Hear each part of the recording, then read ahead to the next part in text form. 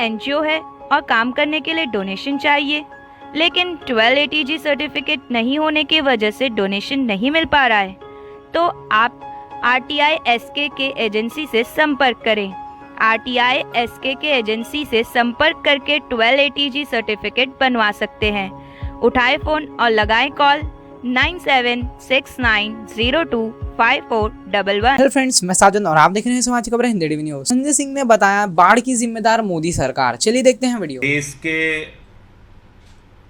4 राज्य विशेष रूप से हिमाचल, पंजाब, हरियाणा, दिल्ली, उत्तर प्रदेश, 5 राज्य बुरी तरीके से बाढ़ से प्रभावित है। अगर हम दिल्ली की बात करें तो दिल्ली में आपको बारिश नहीं दिखी। मीडिया के मित्र यहां बैठे हैं, आप ही वेरीफाई कर सकते हैं, किसी दूसरे प्रमाण की जरूरत नहीं है। आप खुद इस बात को प्रमाणित कर सकते हैं कि दिल्ली में पिछले 3 दिनों से बारिश नहीं हुई। और अगर 3 दिनों से बारिश नहीं हुई तो बाढ़ का कारण क्या है? इस बाढ़ के पीछे की वजह क्या है? इस बाढ़ के पीछे की वजह है भारतीय जनता पार्टी और केंद्र सरकार की दिल्ली के प्रति दुर्भावना। इस बाढ़ के पीछे वजह है केंद्र सरकार की दिल्ली को बर्बाद करने की साजिश। इस बाढ़ के पीछे वजह है मोदी जी और भारतीय जनता पार्टी के मन में छिपी हुई नफरत, जो कई बार ऐसी घटनाओं में निकलकर बाहर आती है। यह एक आपदा की स्थिति है, देश के किसी हिस्से में आ सकती है, दूसरे हिस्सों में आपदा आती है। हमारे माननीय मुख्यमंत्री केजरीवाल जी सहयोग के लिए हाथ बढ़ाते हैं, बताइए हम आपके लिए क्या कर सकते हैं। केरल की सरकार हो या कोई दूसरे राज्य की सरकार, आज दिल्ली के अंदर बगैर बारिश के यह बाढ़ जो है और जो खतरे के निशान से पानी ऊपर चला गया, यह बाढ़ प्रायोजित बाढ़ है। यह आपदा प्रायोजित की गई आपदा है। मैं ये पूरी जिम्मेदारी के साथ आपको बताना चाहता हूं, और ऐसा मैं इसलिए कह रहा हूं कि आदरणीय प्रधानमंत्री जी तो 5 राज्यों को उनके हालत पे अनाज छोड़ के भाग गए फ्रांस। वो तो सैर पे निकल गए फ्रांस की। ऐसे समय में जब देश के 5 राज्य उत्तर प्रदेश, दिल्ली, हरियाणा, पंजाब, हिमाचल बाढ़ की तबाही झेल रहे हैं, ऐसे समय में देश के प्रधानमंत्री भारत छोड़ के फ्रांस की सैर पे निकल गए। कोई बात नहीं,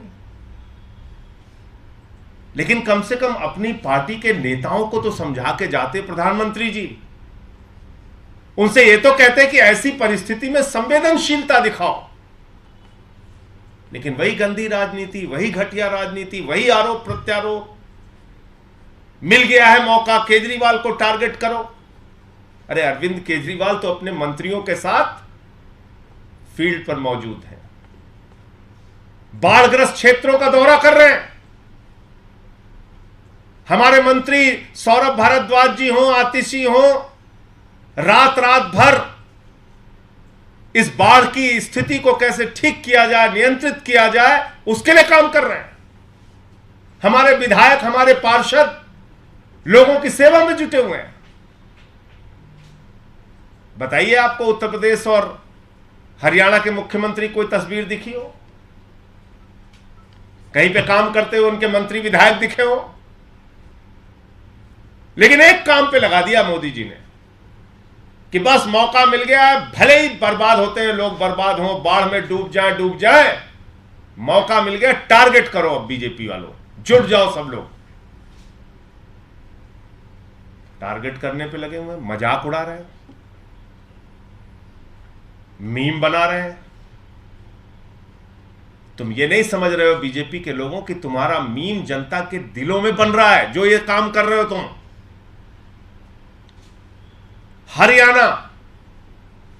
हथनी कुंड बैराज, एक पानी दिल्ली की यमुना में आता है, एक पानी उत्तर प्रदेश के रास्ते जाता है, एक पानी कैनाल के रास्ते हरियाणा की तरफ जाता है। बेहतर यह होता कि बाढ़ की स्थिति थी तो तीनों रास्तों में अगर बराबर की आप पानी छोड़ते तो दिल्ली भी सुरक्षित रहता, हरियाणा भी सुरक्षित रहता और उत्तर प्रदेश का इलाका भी सुरक्षित रहता। लेकिन बीजेपी के मन में जो नफरत और दुर्भावना है उसके कारण उन्होंने सोचा कुछ भी हो जाए, बस दिल्ली को बर्बाद करना है, यहीं पे पूरा पानी छोड़ दो। और मैं पूरे लॉकशीट के साथ आपको बता रहा हूं, ये आप लोग चेक कर सकते हैं, देख सकते हैं। 9 तारीख से लगातार हरियाणा और उत्तर प्रदेश के तरफ जाने वाले पानी को रोक दिया गया और पूरा का पूरा पानी दिल्ली की तरफ छोड़ा गया। 9 तारीख से लगातार 13 तारीख तक सारा का सारा पानी हथनी कुंड बैराज से दिल्ली की तरफ छोड़ा गया कि दिल्ली को बाढ़ में झोंक दो, दिल्ली को डुबा देना है पूरी तरीके से। यह तो बहुत अच्छा है कि अरविंद केजरीवाल जी की एक संवेदनशील सरकार है, यहां पे संवेदनशील मंत्रियों का समूह है, विधायक हैं, पार्षद हैं, हमारे कार्यकर्ता हैं जो इन परिस्थितियों को नियंत्रित करने के लिए काम कर रहे हैं। वरना 78 से भी ज्यादा भयावह स्थिति अगर पानी छोड़ने की है और पानी आ गया है यहां पर, तो ऐसे में तो पूरी दिल्ली डूब जाती। लेकिन ऐसा क्यों कर रहे हैं बीजेपी के लोग? आपको भी 7 सांसद दिल्ली के लोगों ने जिताया है। आज बेहतर होता वो 7 सांसद हरियाणा के सरकार से अपील करते, प्रधानमंत्री जी से अपील करते कि भाई पानी बराबर बराबर छोड़ा जाए, सारा पानी दिल्ली की तरफ क्यों छोड़ रहे हैं? अरे यहां भी यूपी वाले रहते हैं, यहां भी हरियाणा वाले रहते हैं, और अगर आप तीनों तरफ पानी बराबर बराबर छोड़ते तो इतनी भयावह स्थिति नहीं पैदा होती।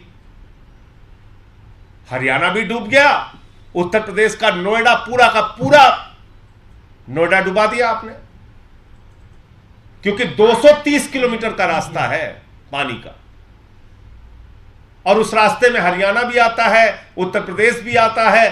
तो जो भी क्षेत्र आएगा वो, अगर आप एक तरफ पानी छोड़ेंगे तो वो डूबेगा। तो ये तो बंदर के अस्तूरे वाली कहानी हो गई कि एक तरफ बंदर जो है वो अस्तूरा राइट मारता है, फिर लेफ्ट मारता है, फिर अपने ऊपर मार लेता है।